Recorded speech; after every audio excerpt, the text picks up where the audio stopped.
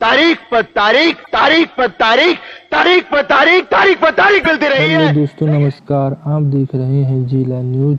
आज हम पढ़ने जा रहे हैं कि जो हमारा भारतीय संविधान है उसके प्रमुख अंग और उसमें कुछ प्रमुख क्वेश्चन हैं। तो आज़ादी से पहले के बारे में हम कुछ पढ़ेंगे।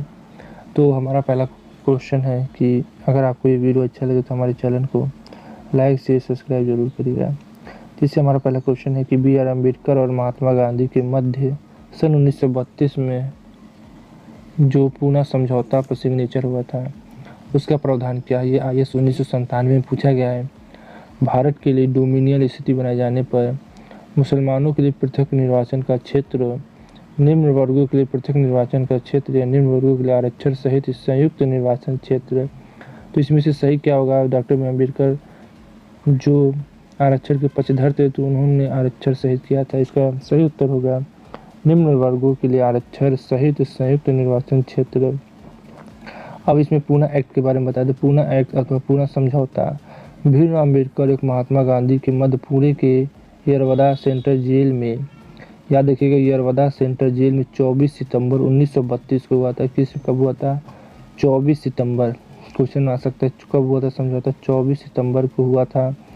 और अंग्रेज सरकार ने इस समझौते को सांप्रदायिक निर्णय कम्युनियन अवार्ड से संशोधन के रूप में अनुमति प्रदान की थी। समझौते में दलित वर्ग के लिए पृथक निर्वाचन मंडल को त्याग दिया गया, लेकिन दलित वर्ग के लिए आरक्षित सीटों की संख्या प्रांतीय विधानमंडलों में 71 से बढ़कर 147 और केंद्रीय विधायिका में कुल सीटों की 18% कर दी गई थी। तो भीम अम्बेडकर ने किया था। तो हमारा अगला क्वेश्चन क्या है कि वह कौन सा अधिनियम था जिसने भारत में सत्ता ब्रिटिश ईस्ट इंडिया कंपनी से ब्रिटिश काउंट में स्थानांतरित की थी। SSC 2020 में पूछा गया था। भारत सरकार अधिनियम 1833, भारत सरकार अधिनियम 1935 की, भारत सरकार अधिनियम 1947 की, भारत सरकार अधिनियम 1958। सही उत्तर क्या है हमारा? भारत सरकार अधिनियम 1958 है।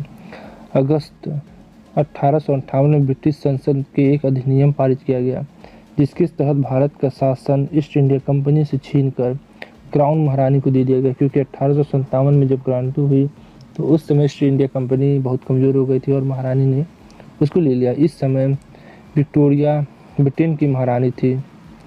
इस एक्ट को भारत सरकार अधिनियम 1858 की संज्ञा दी जाती है। अगला क्वेश्चन क्या है हमारा? निम्नलिखित में से किस अधिनियम द्वारा भारत के गवर्नर जनरल को अध्यादेश जारी करने की शक्ति प्रदान की गई है?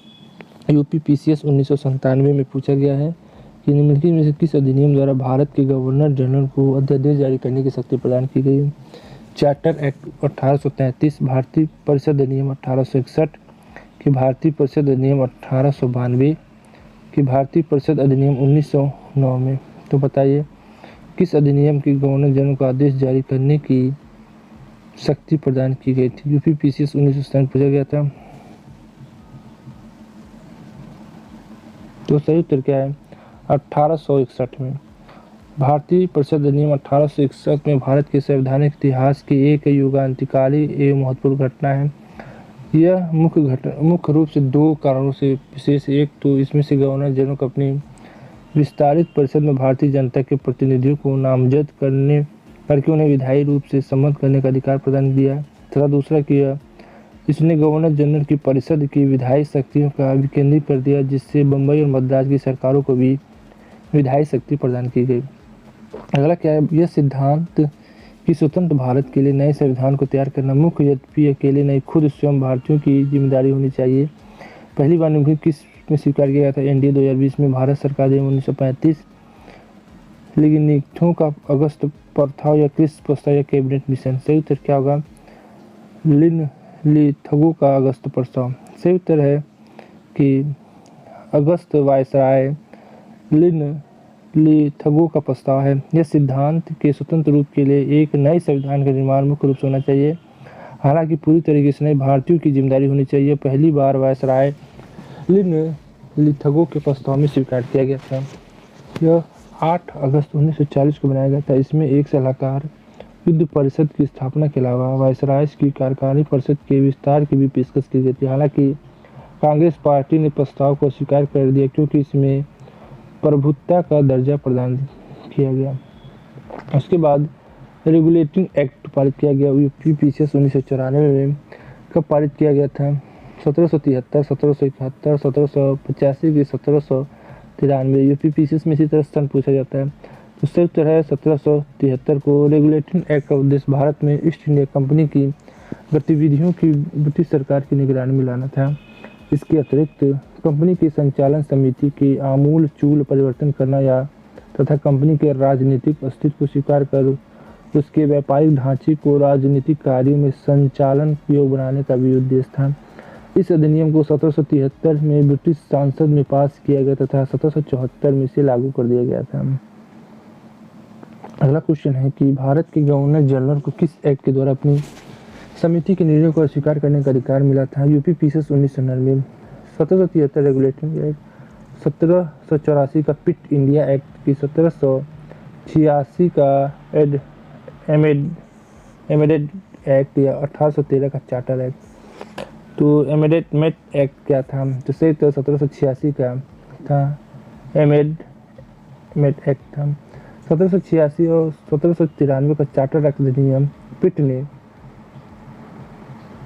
1786 का अधिनियम पारित कराया, जिसका मुख्य उद्देश्य कॉर्नवालिस को भारत के गवर्नर जनरल पद के लिए तैयार करना था। इस अधिनियम के तहत मुख्य सेनापति की शक्तियां भी गवर्नर जनरल में निहित कर दी गई थी।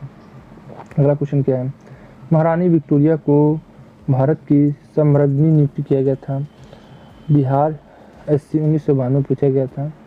तो बताइए 1885, 1875, 1877 के 1858। तो सही उत्तर क्या है? 1877 को। महारानी विक्टोरिया जन्म 24 मई 1819 को, मृत्यु 22 जनवरी 1901 में हुआ था। 1837 में ग्रेट ब्रिटेन और आयरलैंड की महारानी के रूप में सिंहासन पर आरूढ़ हुई थी। 1877 में उन्हें भारत की सम्राज्ञी घोषित किया गया था। अपने उदार विचारों के कारण वह भारतीय जनमानस में प्रसिद्ध हुई थी। मात्र 18 वर्ष की उम्र में विक्टोरिया राजगद्दी पर आसीन हो गई थी। भारत का शासन प्रबंध 1858 के में ईस्ट इंडिया कंपनी के हाथ से लेकर ब्रिटिश सत्ता को सौंप दिया गया था। इसकी जो उद्घोषणा महारानी के नाम से की गई थी, उससे वह भारतीयों में जनप्रिय हो गई थी, क्योंकि ऐसा विश्वास किया जाता है कि उद्घोषणाओं में जो उदार विचार व्यक्त किए गए थे उनके निजी और उदार विचारों का प्रतिबंध रूप थे। अगला क्वेश्चन क्या है? सम्राज्ञी विक्टोरिया ने 1858 की घोषणा में भारतीयों को मुख्य सी चीज़ों को दिए जाने का अवसर दिया था। निम्न आश्वासनों से कौन सा ब्रिटिश शासन लागू पूरा किया गया था? यूपीपीसीएस 1994 में रियासतों को हड़पने की नीति को समाप्त कर दी जाए। देशी राजवाड़ों की यथास्थिति बनाए रखी जाएगी। भारत और यूरोपियन सभी प्रजा को समान व्यवहार मिलेगा। भारतीयों के सामाजिक और आर्थिक विश्वासों में कोई हस्तक्षेप नहीं होगा। सही उत्तर क्या होगा? देशी राजवाड़ों की यथास्थिति उसी बनी रहेगी। रानी विक्टोरिया ने सन दिनांक 1 नवंबर 1858 की घोषणा में के अनुसार यह उद्घोषित किया था कि इसके बाद भारत का शासन ब्रिटिश राजा के द्वारा उनके वास्तविक सिक्योरिटी ऑफ स्टेट द्वारा चलाया जाएगा। गवर्नर जनरल को वायसराय की पदवी दी गई थी, जिसका अर्थ था कि वह राजा का प्रतिनिधित्व करेगा। 1858 में किया गया था। अगला क्वेश्चन क्या है कि मिंटो माल सुधार का उद्देश्य क्या था? IAS 1992 पूछा गया था। पृथक निर्वाचन प्रणाली था, भारतीयों की भागीदारी बढ़ाना था, युद्ध की सहयोग हेतु तैयार करने की पूर्ण स्वतंत्रता देना। सही उत्तर क्या है? पृथक निर्वाचन प्रणाली बनाया था। मालो मिंटो सुधार का मुख्य उद्देश्य उदारवादियों को दिग्भ्रमित कर राष्ट्रवादियों में फूट डालना तथा सांप्रदायिक निर्वाचन प्रणाली को अपनाकर राष्ट्रीय एकता को विनष्ट करना था। अगला क्वेश्चन क्या है कि मालो मिंटो सुधार बल किस वर्ष में पारित किया गया था? यूपीपीसीएस 1905 में, 1909 में, 1911 की 1902 में। सही उत्तर क्या? 1909 में। भारतीय परिषद अधिनियम 1909 में, इंडियन काउंसिल एक्ट 1909 में, माले मिंटो सुधार भारत परिषद 1909 में मालो मिंटो सुधार के नाम से जाना जाता है, क्योंकि इस समय माले भारत सचिव और लॉर्ड मिंटो वायसराय थे। इन्हीं दोनों के नाम पर इन्हें मालो मिंटो सुधार की संज्ञा दी गई थी। इंसाफ या तारीख, अगर आप उन्हें इंसाफ नहीं दे सकते तो बंद कीजिए।